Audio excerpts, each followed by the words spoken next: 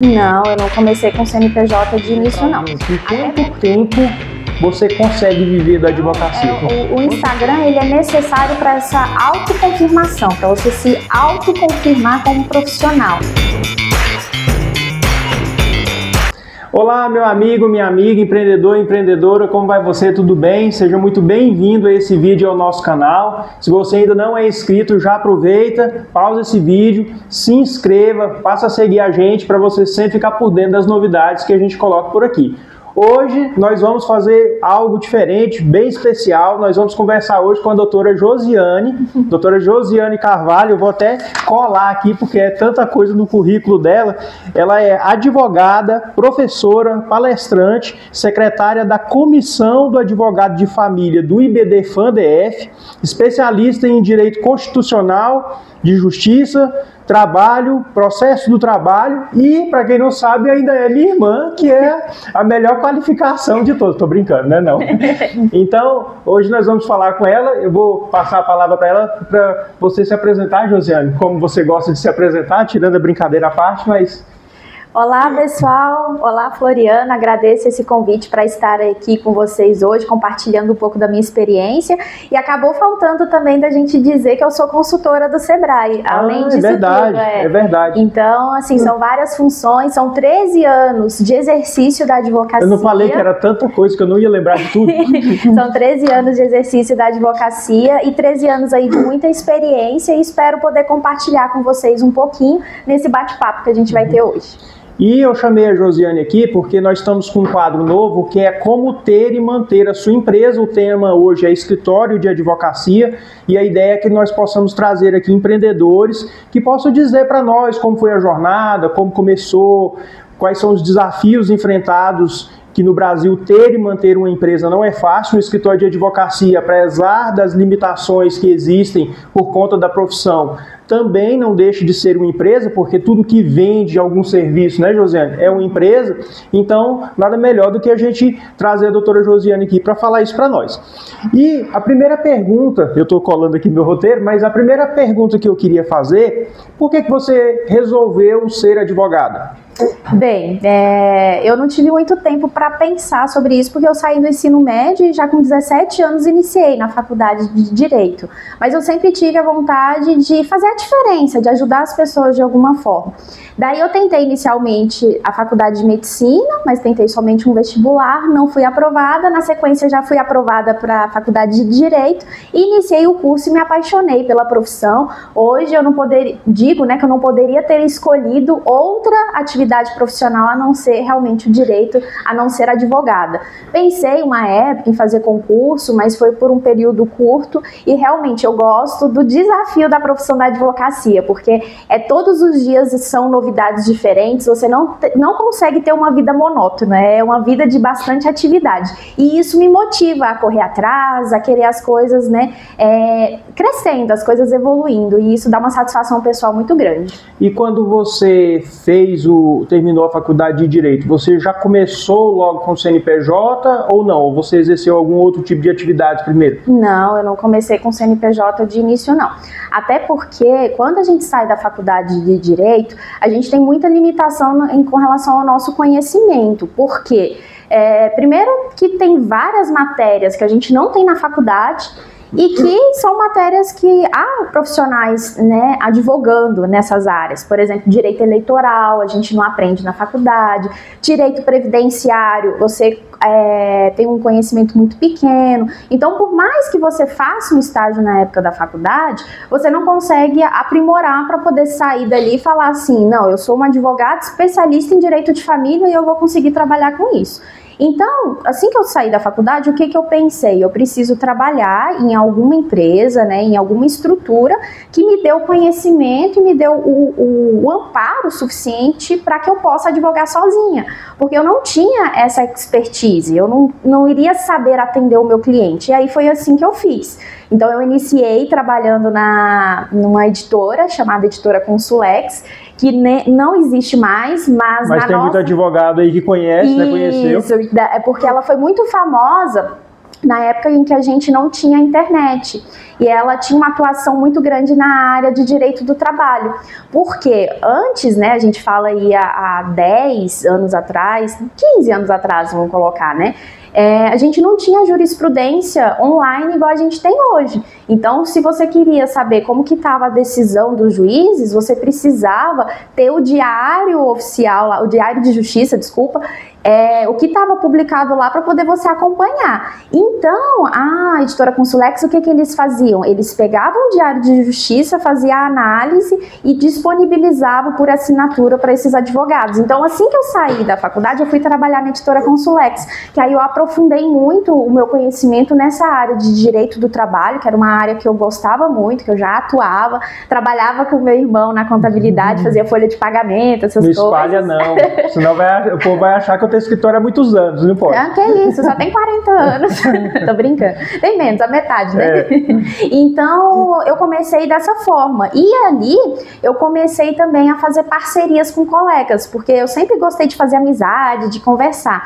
E isso, até já adiantando o assunto, é uma coisa que eu recomendo demais. Faça amizades na faculdade, faz amizades nos locais de trabalho, porque esses colegas podem vir a ser futuros parceiros, porque às vezes é uma área que ele não domina, às vezes é um caso muito grande que não dá para fazer sozinho, e se você tem essa boa relação com os colegas, você começa a ter início aí com essa abertura. E quando que você, trabalhando na Consulex e nos outros locais que você passou e tal, falou assim, não, eu vou montar meu escritório, como foi?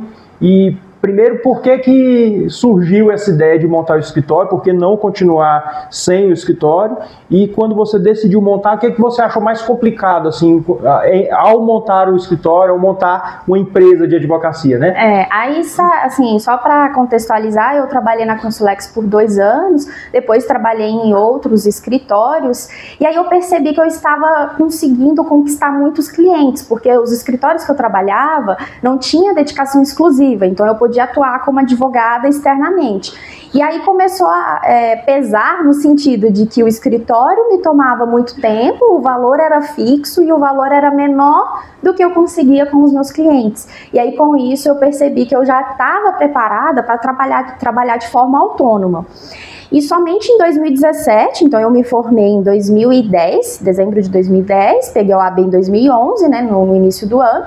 E quando foi em 2017 que eu resolvi que era a hora de abrir o escritório. Por quê? Foi quando eu senti assim confiança, que eu senti que eu tinha clientes suficientes, eu tinha uma carteira de clientes e que iria disponibilizar para mim a possibilidade de pagar um aluguel, de pagar a internet, de ter ali aquele investimento com a aparência do escritório, que a gente sabe que o escritório de advocacia há uma grande exigência na questão de que você precisa ter algo bem apresentável, porque senão, poxa, como que você é um advogado que não tem aí uma Dolce Gusto, né, aquela cafezinha, aquela cafeteira lá de cápsulas. Então, assim, se exige muito do advogado nessa questão da aparência, né, até da aparência da roupa também. Então, eu só tive essa confiança em 2017, e aí eu abri um CNPJ, né, e realmente constituí a minha empresa. Com a sede física mesmo, que eu tenho até hoje, só que não tenho mais a sede física, né?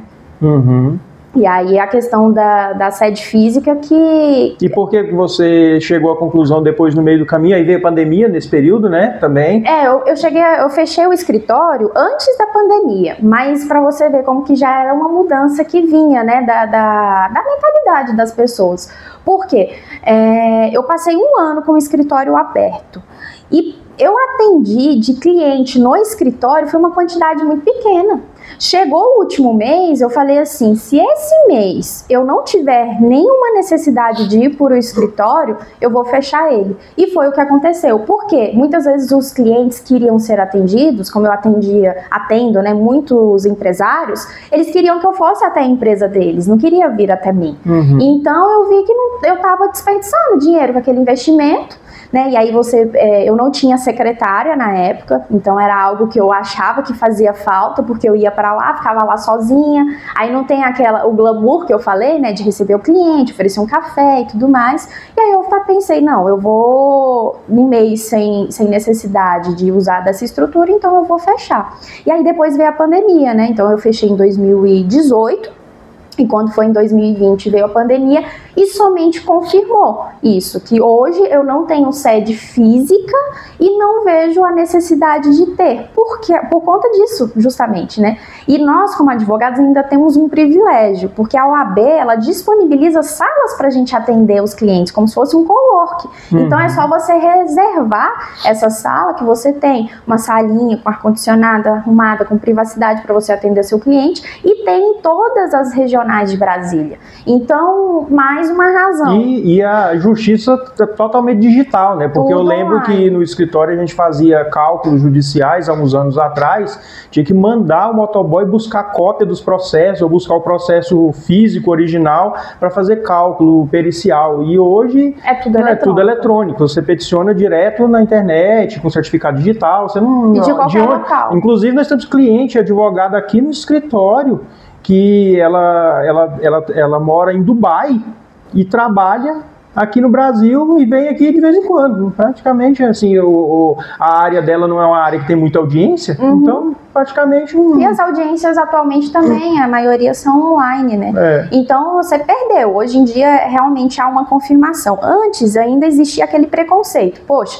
eu não vou ter um escritório físico, né? Como que é a credibilidade desse advogado? Só que hoje, com a geração da internet e das redes sociais principalmente, a gente vive uma nova geração, uma modificação nesse pensamento. Então não vejo a necessidade, a não ser que você realmente tenha uma equipe grande, você já esteja robusto. Mas se você somente você, o advogado autônomo, eu não vejo tanta necessidade. E você avaliando assim, pelo que você passou e pela sua trajetória de montar o escritório, hoje se fosse para você dizer para alguém com quanto tempo você consegue viver da advocacia, com quanto tempo demorou para o seu escritório deslanchar e você realmente ficar tranquila, sem ter nenhuma dúvida de que o escritório não iria dar certo? Olha, eu digo que foi então de 2011 até 2019, então 8 anos aí, que foi o período que eu cheguei e falei, não, eu consigo viver da advocacia, agora eu vivo tranquilamente.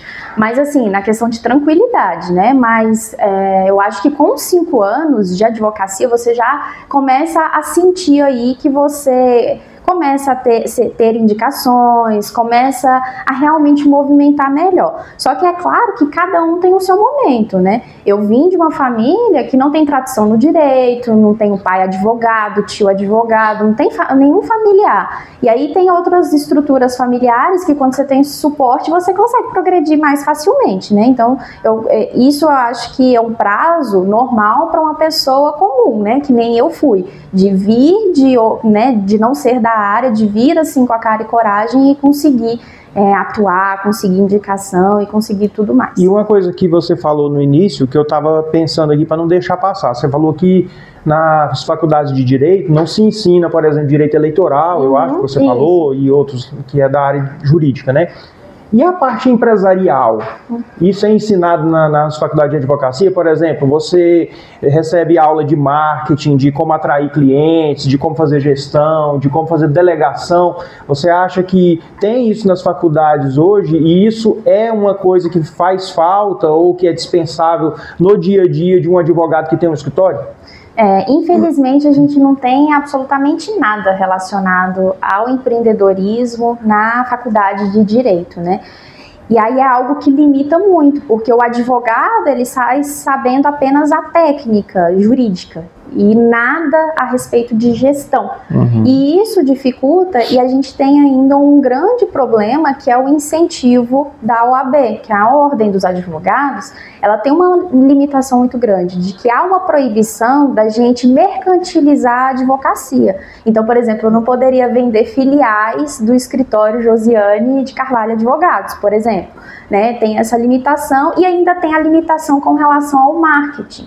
Com as redes sociais, inclusive, a gente teve até algumas mudanças, né, que eles passaram a aceitar os links patrocinados, porque no início, até os links patrocinados, havia uma dúvida se a gente poderia fazer ou não.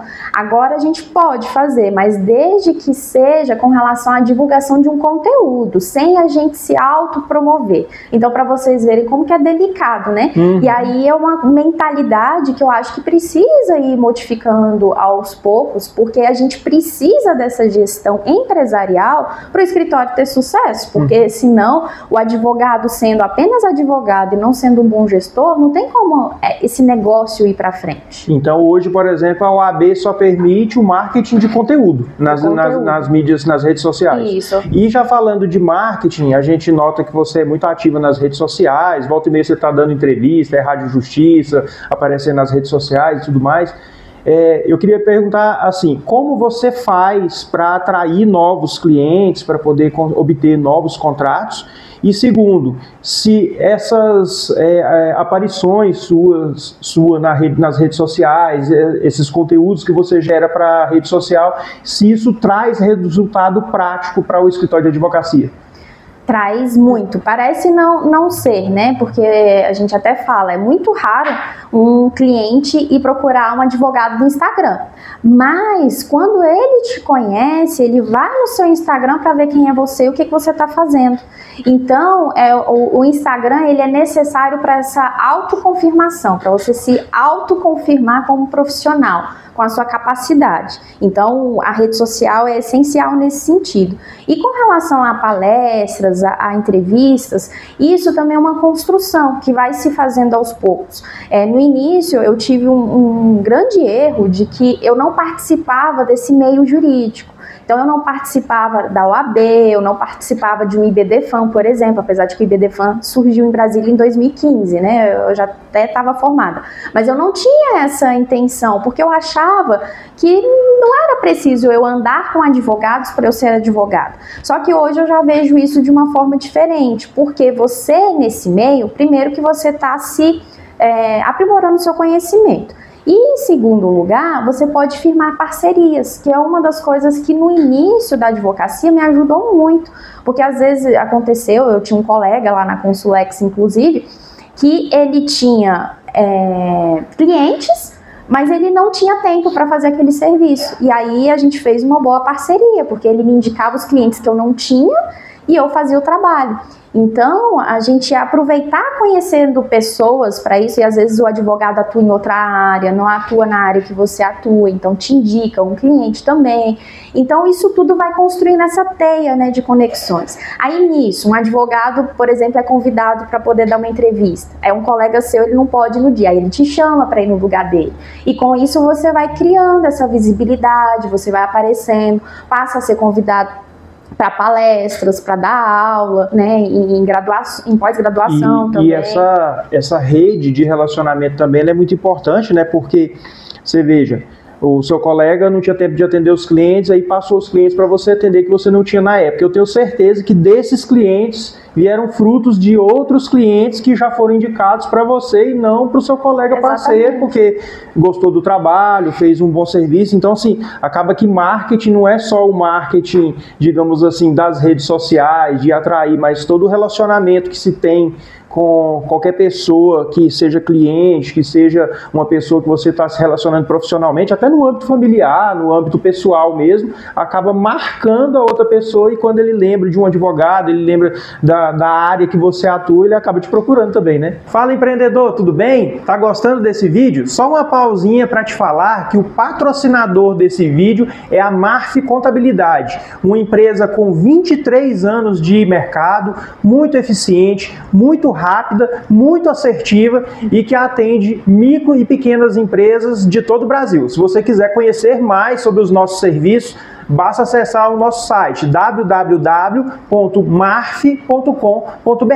Vamos voltar para o vídeo. Pois é, e inclusive tem uma cliente dessa época que é minha cliente até hoje, porque não com o mesmo processo, né, graças a Deus, mas com outras situações que vieram e que quando ela precisou, e sempre quando ela precisa, ela me procura. E essa teia que a gente vai fazendo, ela é justamente no sentido de que todas as pessoas que te conhecem precisam saber que você é advogado, precisa saber o que você faz, a sua profissão. No início eu tinha vergonha disso, sabe? E aí umas bobeiras que a gente tem quando a gente tá começando, né? E aí hoje em dia já é muito claro, eu faço questão, né, de não de forma prepotente nem nada, mas de incluir o assunto para que as pessoas que estão me conhecendo saibam que eu sou advogada. Por quê? Porque quando ela precisar e se ela simpatizar com você, ela vai te procurar. Tanto é que acontece demais, assim, comigo até hoje, de colegas que eu tenho da época de escola e de quando tem alguma situação me procuram. Por quê? Ver uma pessoa confiável, principalmente porque agora eu atuo na área de direito de família, e direito de família você precisa de ter uma confiança para poder você abrir a situação e tudo mais, né? De você abrir sua vida, suas peculiaridades, né, com relação à sua situação. Então, por conta disso, dessas redes, dessa confiança que se vai construindo ao longo da vida, eu recebo demais esse tipo de procura, né? De pessoas que eu realmente conheço ou de que foram indicados por clientes, foram indicados por amigos também. E aí você vai crescendo essa teia. É como se fosse uma corrente do bem, né? Você vai crescendo e vai vendo o resultado, vai vendo essa roda e girando. E hoje, doutora Josiane, se eu te perguntar qual é a maior dificuldade enfrentada para o escritório hoje, qual que seria? Olha, no início eu posso dizer que a principal dificuldade era a prospecção de cliente, né? Porque eu acho que o jovem advogado, quando ele inicia, é o primeiro ponto que a gente tem de dificuldade é como que eu vou conquistar os clientes, né? Como que os clientes vão acreditar aí que eu sou capaz de resolver o problema dele. E aí, atualmente, eu passei dessa fase, né? Até porque já tem 13 anos aí de caminhada. E aí, hoje em dia, o que eu tenho mais de dificuldade o primeiro ponto é aumentar o meu ticket médio, ou seja, aumentar o valor dos meus honorários e conseguir aí, mesmo aumentando o valor dos honorários, ter esse retorno dos clientes. Eu acho que aquele primeiro passo, até tem um colega que ele fala muito que a gente vai evoluindo, né? Então, assim, se você não cobrava a sua consulta que você dava para o cliente, você tem que passar a cobrar. E aí, se você cobra aí R$300, R$200, para você passar a cobrar 500, você já vai ter uma dificuldade, porque vai ser outro público. E você está inserido em um público e você quer mudar esse público que você está inserido. Então, esses degraus que você vai subindo é algo bem gradativo. Então, eu acho que esse subir o degrau é talvez até mais complicado do que se inserir na escada, porque é ter essa consciência do público que você vai atingir, e a gente está inserido no meio social. Então, para você mudar esse seu meio social, para você aumentar esse valor dos seus honorários, não é cabível apenas a sua expertise e falar assim, não, eu tenho tantas especializações, estou fazendo mestrado, coisa. O cliente não vai dar tanta importância para isso, né? É importante, mas ele não vai querer, assim, são poucos os clientes que valorizam isso e vão querer pagar mais por isso. E a parte de gestão do escritório? E também a parte de gestão, que aí, fora a questão do valor, a questão também de você delegar, de você conseguir fazer tudo, porque o advogado, ele não vai só fazer o processo, ele vai emitir o boleto ali para o seu cliente pagar de honorário, ele vai pagar a conta, ele vai ter que fazer o seu controle de caixa, ele vai ter que conseguir calcular se está tendo lucro, se não dá, se pode fazer um investimento, se não pode, provisionar o que você tem para pagar, para receber. Então, eu acho que essa estrutura, essa gestão financeira e gestão empresarial também, de qual marketing que eu vou fazer agora, né? Tá dando certo, sim, mas eu quero aumentar, quero crescer mais. Contratar pessoas, delegar, né? Aí eu contrato marketing, eu contrato uma pessoa, eu contrato uma agência. A questão do financeiro também, eu vou contratar uma pessoa para cuidar do meu financeiro, mas será que está nesse momento? Então, assim, os problemas, eles vão aumentando o nível, né? Eles não deixam de existir. Eu acho que isso é legal, né, da vida. A gente vai só mudando os problemas, mas eles não deixam de existir, vão acompanhando. E a gente vai evoluindo. É legal olhar para trás e ver o quanto a gente evoluiu. E nunca é demais, né? E eu acho, assim, interessante, porque fazendo um paralelo de escritórios de advocacia com empresas em geral, a gente observa que a dor é muito parecida e as fases também são muito parecidas, porque o advogado começa no peito e na raça ali, tem força de vontade, corre atrás de clientes, arruma novos clientes, e aí ele vai subindo, vai melhorando o escritório, aí a atração de clientes deixa de ser um problema, e o problema passa a gerir essa coisa toda, contratar gente, delegar, como é que eu vou cuidar do financeiro, como é que eu vou continuar atraindo novos clientes. E aí eu fico pensando, né? O escritório de advocacia pode até não ser uma empresa do ponto de vista jurídico, tem as limitações e tal, mas do ponto de vista de gestão e administrativo, é uma empresa, é igual, né? E é por isso que é importante também contar com parceiros, com pessoas que possam ajudar nessa caminhada, porque o advogado, às vezes, até por conta de não ser um meio assim muito comum para ele, esse linguajar empresarial, essas coisas todas, né?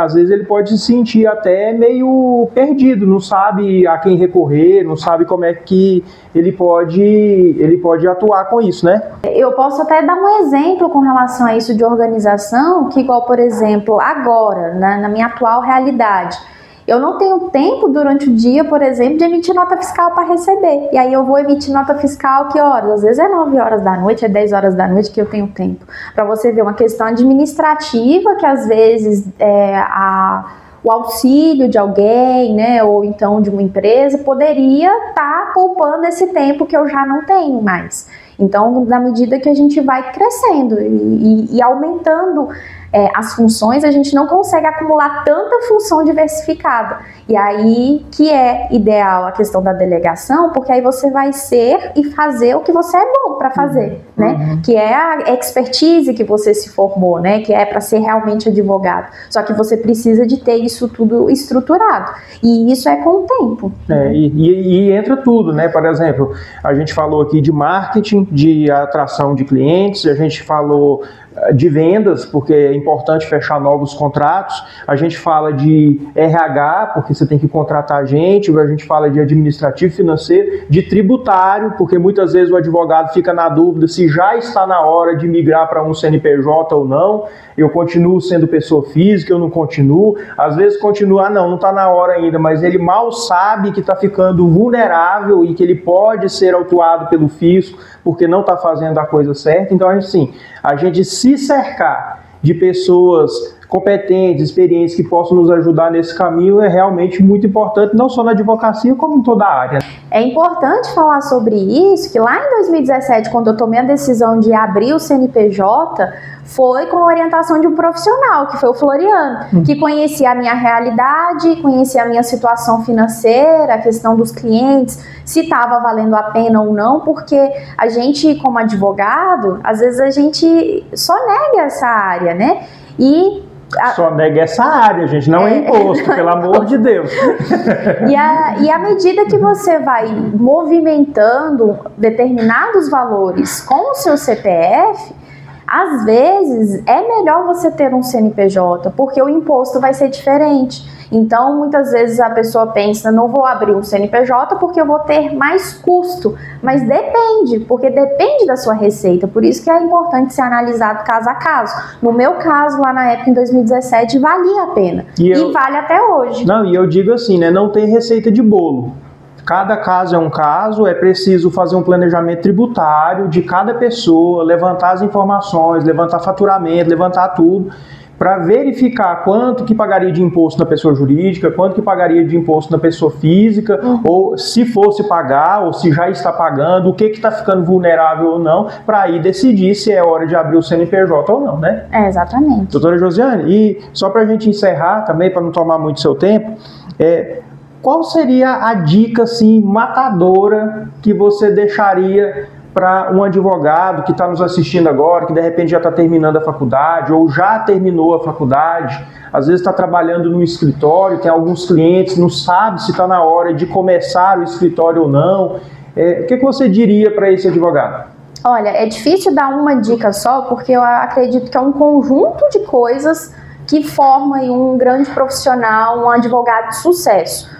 Mas, se eu puder, né, simplificar isso em apenas uma dica, tenha contatos, sabe? Faça contatos com pessoas, porque pessoas são possíveis clientes. E a gente precisa de cliente para poder a gente crescer, para a gente poder ter nossos honorários, para poder a gente aprimorar nosso conhecimento. Porque o advogado, por mais que a gente saia da faculdade dizendo assim, estudei 5 anos e estou capacitado, sou especialista, vai ter uma situação ou outra que você vai ter que estudar mais. Então, se disponha com a rede de contato, amplie essa rede de contato da forma que for possível para você.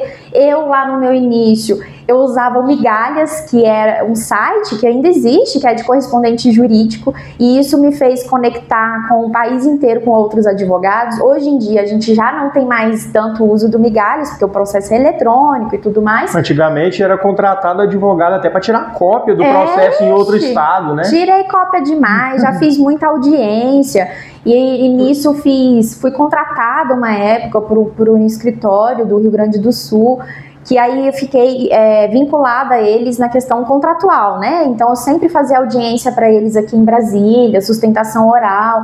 Aí, nessas situações, a gente não tem mais tanto essa realidade como era antes, mas a gente continua tendo a realização de audiências, por exemplo, e tem escritórios que terceirizam essa realização de audiência, e com isso você vai fazendo contatos, porque às vezes já aconteceu, inclusive, olha só, uma história, só um parênteses, já aconteceu de eu captar o cliente que era o meu adversário, ele era a parte adversa, só que ele não estava satisfeito com o advogado dele, gostou de mim e me contratou para outra situação, porque a gente não pode advogar dos dois lados no mesmo processo, né? Mas foi para outra situação. Então, para poder vocês verem, perceberem que tudo é contato, para você conseguir aí ter clientes e aí crescer, daí vem gestão, daí vem diversas outras coisas na consequência, mas eu acho que o principal é ter contatos para você alcançar aí o seu público, alcançar seus clientes.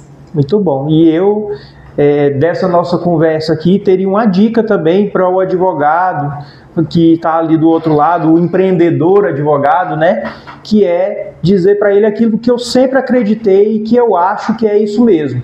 Escritório de advocacia, do ponto de vista administrativo, de gestão, de marketing financeiro, é uma empresa. Então o advogado, além de tudo isso que a doutora Josiane falou, também precisa se envolver com marketing, entender um pouco de financeiro, entender um pouco de tributário, entender um pouco de gestão, de delegação, se cercar de pessoas competentes, experientes, que possam ajudar ele a alavancar o escritório e talvez sofrer um pouco menos, né? Porque sofrer é inevitável, a dor é latente, o crescer dói, mas se a pessoa estiver cercada de pessoas competentes, de pessoas experientes e se dedicar a estudar essas questões e não ficar pensando que a advocacia está afastada da parte administrativa, né?